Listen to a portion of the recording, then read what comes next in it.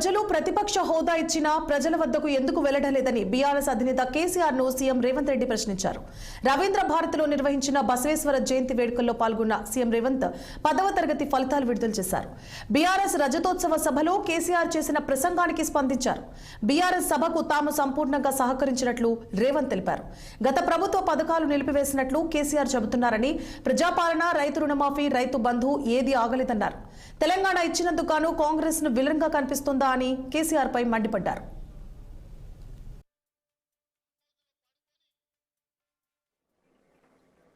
ఈ రోజు నేను వారిని సూటిగా అడుగుతున్నా, అధికారం ఉంటేనే, ఆదాయం వస్తేనే మీరు పనిచేస్తారా? అడ్డగోలుగా కొల్లగొడితేనే మీ అధికారం ఉన్నట్లనా? మీకు ప్రజలు కష్టాలలో ఒకవేళ ఉంటే ప్రజల దగ్గరికి ఎందుకు వెళ్తలేరు? మా దగ్గరికి రాలే, అసెంబ్లీకి రాలేదు, మమ్మల్ని ప్రశ్నించడానికి, మా కళ్ళల్లో చూడడానికి నీకు ఏదైనా భయం ఉంటే మరి నిన్ను ప్రతిపక్ష హోదా ఇచ్చిన ప్రజల దగ్గరికి మీరు ఎందుకు వెళ్తలేరని నేను వారిని అడుగుతున్నా. ఫామ్ హౌస్లో పడుకొని మీరు ఏం సందేశాన్ని ఇవ్వదలుచుకున్నారు రాబోయే తరాలకని నేను అడుగుతున్నా. అధికారం ఉంటేనే చెలాయిస్తాం, లేకపోతే ఫామ్ హౌస్లోనే మేము ఉండిపోతాం, ప్రజలు ఎక్కడికి పోయినా సరే గాలికి వదిలేస్తామనే సందేశాన్ని ఇవ్వదలుచుకున్నారా మీరు ప్రతిపక్ష నాయకుడుగా నేను అడుగుతున్నా మిమ్మల్ని. మేము చేసిన పథకాలన్నీ ఆగిపోయినాయని, ఏ పథకం ఆగిపోయిందని నేను అడుగుతున్నా.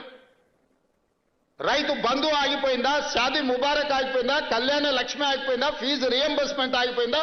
ఆరోగ్యశ్రీ ఆగిపోయిందా? ఉచిత కరెంట్ ఆగిపోయిందా?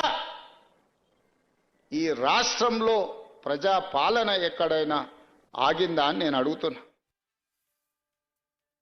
ఇక బసవేశ్వరుడి స్ఫూర్తితో తెలంగాణ రాష్ట్రంలో కొంతమంది మహిళలని కోటీశ్వరులను చేయడమే లక్ష్యమన్నారు డిప్యూటీ సీఎం భట్టి విక్రమార్క.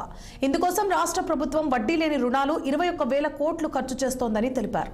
రాష్ట్రంలో యువతీ యువకుల కోసం రాష్ట్రీయ యువ వికాస్ పేరుతో 9,000 కోట్లు ఖర్చు చేశామని భట్టి విక్రమార్క పేర్కొన్నారు.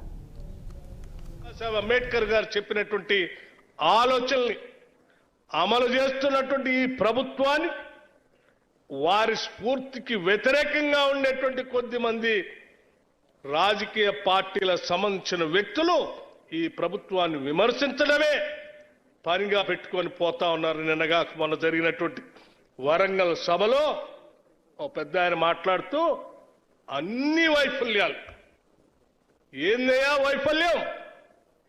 బసవేశ్వర స్ఫూర్తితో ఈ రాష్ట్ర ప్రభుత్వం ప్రణాళికాబద్ధంగా స్కీములు తీసుకొని రావటం వైఫల్యమా? లేకపోతే జ్యోతిరావు పూలే గారి స్ఫూర్తితో ఈ రాష్ట్రంలో బలహీన వర్గాలకి మేలు జరగాలని క్యాష్ సెన్సస్ చేపించడం అన్యాయమా? లేకపోతే బాబాసాహెబ్ అంబేద్కర్ గారి స్ఫూర్తితో భారత రాజ్యాంగాన్ని అమలు చేస్తూ ఈ రాష్ట్రంలో ఉన్న సంపదని భూమి లేని నిరుపేద కుటుంబాలకు ప్రతి కుటుంబానికి సంవత్సరానికి 12,000 రూపాయలు ఇవ్వాలని ఆలోచన చేసి అమలు చేయటం అన్యాయమా? లేకపోతే చదువుకుంటున్నటువంటి విద్యార్థులు ఏ ఉద్యోగాల కోసం అయితే కొట్లాడి రాష్ట్రం తెచ్చుకున్నారో అటువంటి వాళ్ళకి ఉద్యోగాలు రాష్ట్ర ప్రభుత్వం నుంచి ఇవ్వటమే కాకుండా సెల్ఫ్ ఎంప్లాయ్మెంట్ ద్వారా కూడా ఉద్యోగాలు కల్పించాలి, కనీసం 5 లక్షల మందికి అని ఆలోచన చేసి అమలు చేయటమే